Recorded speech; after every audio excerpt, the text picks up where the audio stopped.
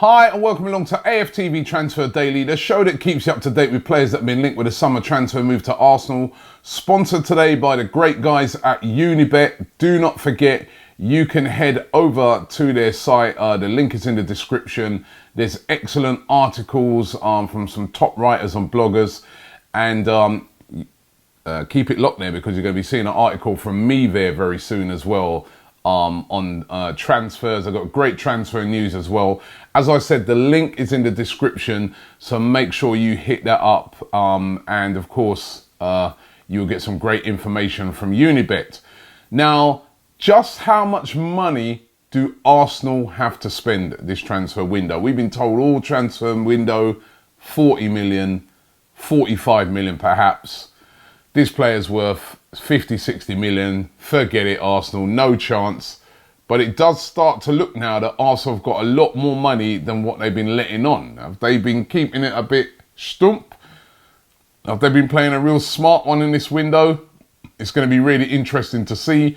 There's lots of reports today that Arsenal got up to 100 million to spend. There's other reports today that the Arsenal Chiefs are going to be having a meeting with Stan Kroenke, asking him for more money. They want more money to spend this summer. Listen, if it was 40 million was their budget this summer, we've been saying it all along, that's ridiculous. That gets you nobody in today's market. And for a top club like Arsenal, that would be ridiculous. 100 million makes more sense. That's more of a sensible budget. And even that, really, you don't even know if that's enough. I mean, also, we've got to remember that even if it was 40 million, that's before selling any players. And although we haven't really got a lot of major assets to sell, if Arsenal do sell one or two players, that will raise more funds towards that budget. But really interesting that they're starting to look at some players and, you know, be willing to bid, you know, quite big money for some of those players. And of course, the one player that the big money interest is probably going to be for is Wilfried Zaha. I mean, if we did have 40 million to spend, our opening bid is our whole budget. That is what Arsenal have bid so far, and we already know the reports that Crystal Palace are very, very angry about it. Arsenal said to be willing to go up to £70 million to try and get Zaha. I think that's the sort of money it's going to cost. It's going to cost, I think, anywhere between 60 to 70 million pounds to get Zaha.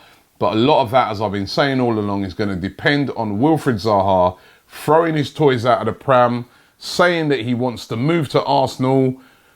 Maybe, you know, the old one refusing to train and all that. I mean, listen, I don't know if it will get to that stage, but certainly it might get very ugly over there at Crystal Palace. At the moment, he's away at the African Cup of Nations with the Ivory Coast, doing very well as well.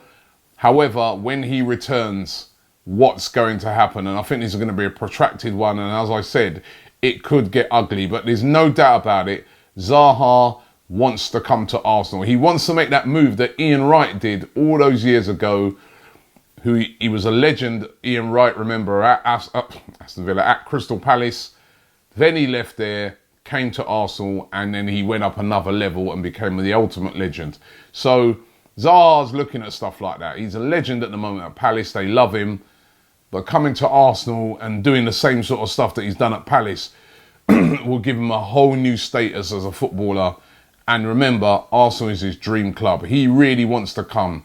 But how's it all going to play out? I think, as I said, it could get ugly unless one or two things. Zaha comes back and just says, listen, I'm going to leave it down to Palace. If they want the money, I'll go. If not, I'll stay. Or, no, I want to go and I want to go now. It's going to be a very interesting and protracted transfer dealings on the Zaha one. Kieran Tierney, that's the other interesting one. Now, very interestingly, yesterday, Celtic went and bought a replacement left back. They bought this player, Boli Bolongi Mbumbu. Hope I pronounced that right, probably not. They signed him yesterday from Rapid Vienna, and he's a left back, and he's said to be the replacement for Kieran Tierney. Tierney looks to be heading to one of two clubs, Arsenal or Napoli. They're the two clubs heavily in for him. Arsenal already bid twice for him, which both of those have been rejected. Arsenal are willing to up their bid now. There's a lot of talk that they might up their bid to around about £22 million. There's other talk that they'll go for the 25 million that Celtic want, but to pay it in instalments, starting off with 10 million, then 10 million next season with 5 million in add-ons. But certainly this deal seems to be getting closer and closer and closer. I do think Kieran Tierney will become an Arsenal player. I don't think he'll head to Napoli, but listen, I could be wrong. These things can happen at the last minute, but I think they're pretty confident at Arsenal that they are going to get this deal done. And again, if they could get Kieran Tierney done, that would be a solid signing. But what then happens to Nacho Monreal? There was a lot of talk yesterday that Arsenal were or have cancelled his contract, and that Nacho Monreal was going to be leaving Arsenal. Arsenal have actually come out and said that this is rubbish. They've not cancelled Monreal's contract, and he's still an Arsenal player. But if Tierney comes in, you would expect it that he would be probably the player that's moving on, especially when you consider his age. And then there's Nabil Fekir, again today, all over the news. Reports that Nabil Fekir heavily linked with Arsenal. Last season, I think every Arsenal fan would have welcomed this link. He was flying, he was having a brilliant time. Then there was the linking him with that move to Liverpool. It didn't materialise. He had a real injury hit season. But, talks from, his agent coming out and saying that, Nabil Fekir wants a new challenge. I think it'd be a great signing if Arsenal could get him.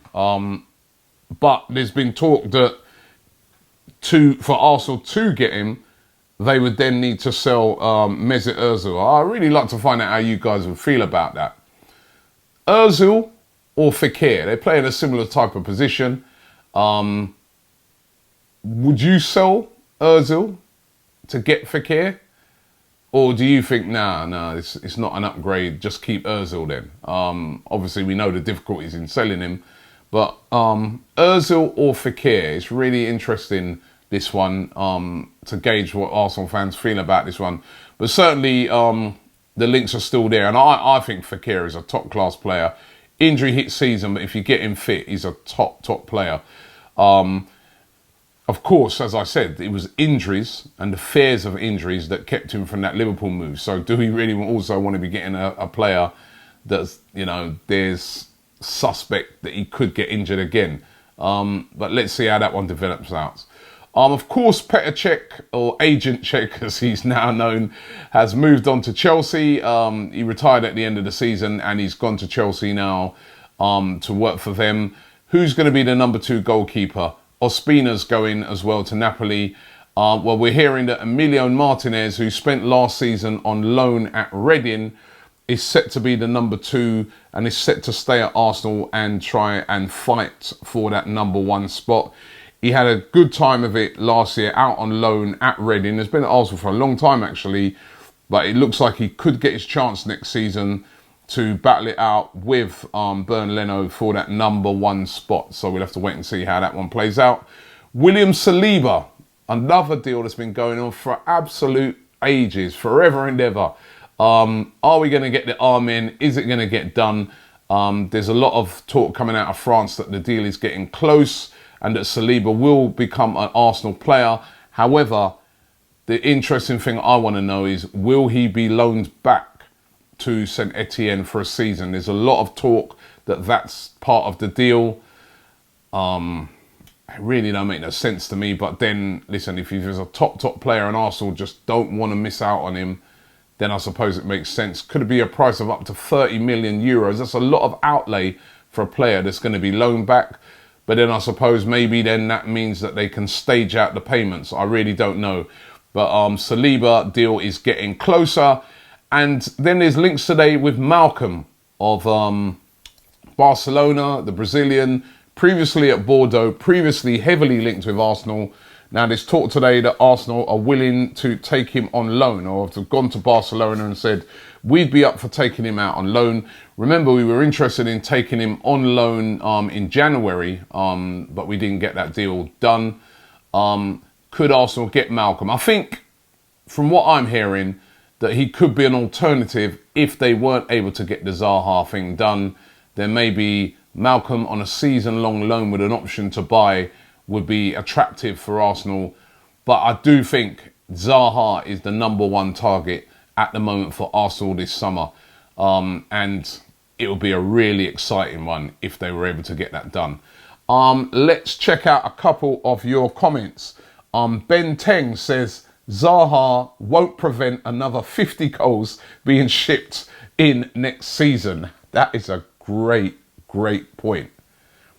I would love Wilfried Zaha to come in. He's a fantastic player, takes on defenders, draws out defenders. He'd be brilliant. However, all of that comes to nothing if our defence remains the same as it was last season, where it was so easy to score against us.